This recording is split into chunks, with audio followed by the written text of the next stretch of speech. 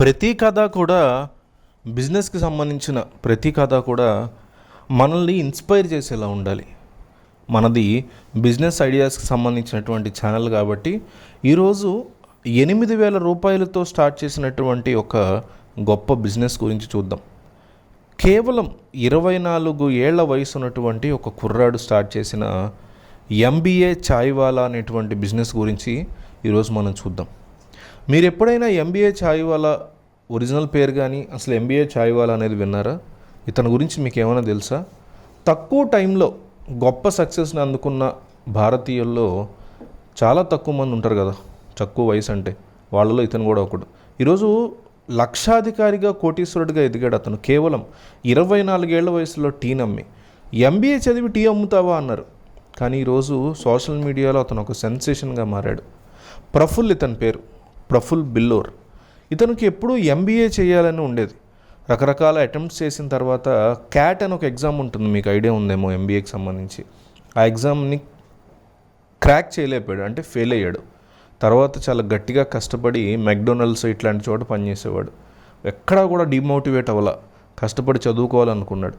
ఆ తర్వాత చెన్నై, ముంబై, హైదరాబాద్ ఇట్లాంటి నగరాలు తిరిగాడు. ఫైనల్గా అహ్మదాబాద్లో కేవలం గంటకి 37 రూపాయలకి మెక్డొనాల్డ్స్లో పనిచేశాడు. కొన్నాళ్ళకి వెయిటర్గా ప్రమోషన్ వచ్చింది.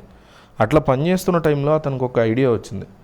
ఫారిన్ కంపెనీస్ ఒక లెవెల్లో వాళ్ళు సంపాదిస్తుంటారు కదా, బర్గర్లు గిర్గర్లు ఇవన్నీ అమ్మి, మనం జనాలకి కనెక్ట్ అయ్యేటువంటి ప్రోడక్ట్ని మనమే ఓన్గా అమ్మితే ఎట్లా ఉంటుంది అని ఆలోచించాడు.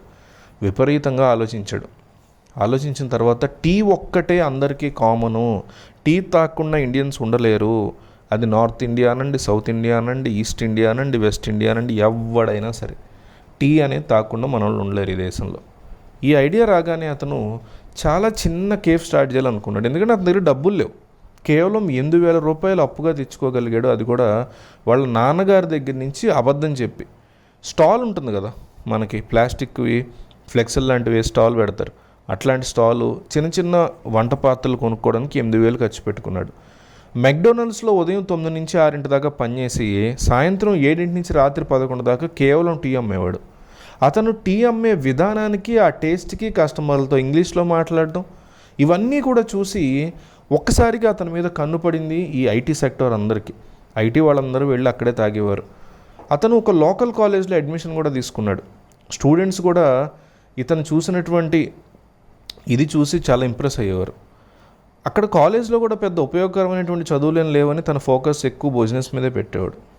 ఆ తర్వాత ప్రఫుల్ అహ్మదాబాద్లో ఇంకొక ప్లేస్ని రెంట్కి తీసుకుని నెలకి 10,000 వరకు కడుతూ రెండో టీ స్టాల్ని కూడా స్టార్ట్ చేశాడు. అప్పుడు ఏమైందంటే ఒక యూట్యూబర్ వచ్చి ఇంటర్వ్యూ చేసింది ఇతన్ని. దాంతో ఇతను విపరీతంగా ఫేమస్ అయిపోయాడు. అహ్మదాబాద్లో ఇతని యొక్క 2 టీ స్టాల్స్ని ఓపెన్ చేయటం, మిస్టర్ బిల్లోర్ అహ్మదాబాద్ చాయ్వాలా అంటే ఎంబీఏ అనేటువంటి ఒక థింగ్ని ఒక లెవెల్కి తీసుకెళ్ళగలిగాడు. ఎగ్జాక్ట్గా ఇదే బిజినెస్ చేయాలని నేను చెప్పట్లా, ఇది ఒక ఇన్స్పిరేషనల్ స్టోరీ. ఎవరైనా సరే ఇలాంటి గొప్ప విషయాలు తెలుసుకుని ఇన్స్పైర్ అవ్వచ్చు.